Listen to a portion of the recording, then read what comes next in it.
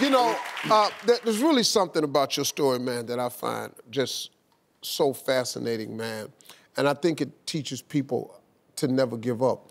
When you first started FUBU, you had to close the company 3 different times. What'd you learn from that experience? I closed it 3 times from '89 to '92, and you know, every time I would close, I'd realize what I was doing wrong. The first time, I didn't have enough funding. The second time, my legal structure wasn't good. So the third time, I had funding and legal structure. I didn't have distribution. But I just kept making small mistakes. But I didn't go out and over-leverage and go and mortgage the house because I wanted to make and learn all those mistakes very, very small. And that's what people don't realize they need to do. Yeah, I just think it's such a fascinating...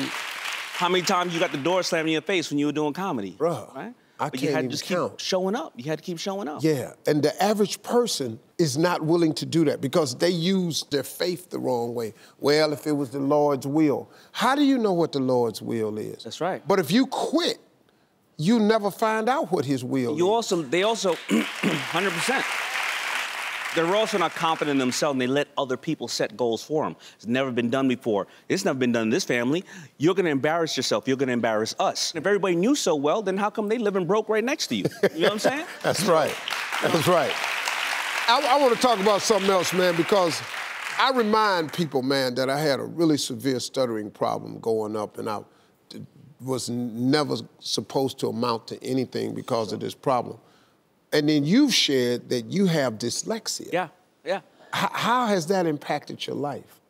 Well, you know what? I realized that every time I read a book, I didn't retain everything, so I'd read it way more, many times. It also led me to go out and try to work and find other ways to validate myself than just grades. Mm-hmm. And if you look at, with all the guest sharks, there's about 12 sharks now. I think 8 of us are dyslexic. Wow. Yeah. That many sharks are dyslexic. Yeah. What's your definition of success? It's changed over the course of my life. You know, at first it was just getting out of the hood by 21 without, you know, being dead or in jail. Now I'm a father of 3 beautiful girls, but I also had, you know, I found out I had stage 2 cancer, and I'm cancer-free because I stay on top of my health. So, you know, I'm gonna be around and walk my 3 little beautiful girls down the aisle, and I realized to be around, you know, like-minded people and still challenge myself every single day, to still challenge myself. And I feel like I don't do enough, so I'm starting to just try to apply myself to more and more things out there to just change people's lives, because I've been blessed because of God, so. Absolutely, my man. Well, hey, man, 10 years of Shark Tank. Congratulations on that. Ain't that crazy? Decade of dreams. Ain't that crazy, Thank you. man? Yeah, yeah. You know, I'm sure that people watching this show right now probably might have an idea or a product that they want to get off the ground. What's the first step? Well, the first step is to set your goals on what time you're going to put into that project, whether 2 hours a week, 6 hours a week, up until 6 months, because you don't want to quit your day job because you got to keep the lights on. Then you're going to educate yourself on that product, that company. If you start to accomplish them, hey, I put in 30 hours in 6 months and I've doubled, then start to triple your goals, and then you'll slowly be able to move out of your day job. Yeah. I mean, remember, sacrifice is just giving up something of lesser value for something of greater value. Maybe you don't hang out that much anymore. Right, you just work, put in the work. Yeah, man. Yeah. That's great advice, because so many people out here, man, have tremendous ideas. Yeah.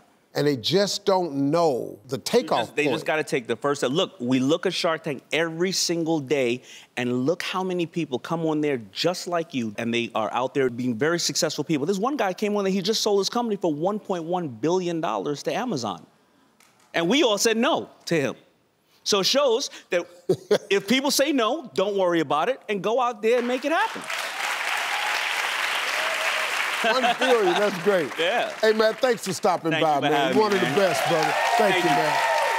Hey, everybody, make sure you watch him on Shark Tank when it returns Friday night, November 11th at 9 on ABC. And if you want to get more tips from Daymond, go to SteveTV.com. His digital training program is called Daymond On Demand. We'll be right back. Hey, I'm Steve Harvey. You want more of that? Well, don't just sit there. Go get it. Press subscribe or click on this list and you can see all the amazing videos you want. Press it. Press it.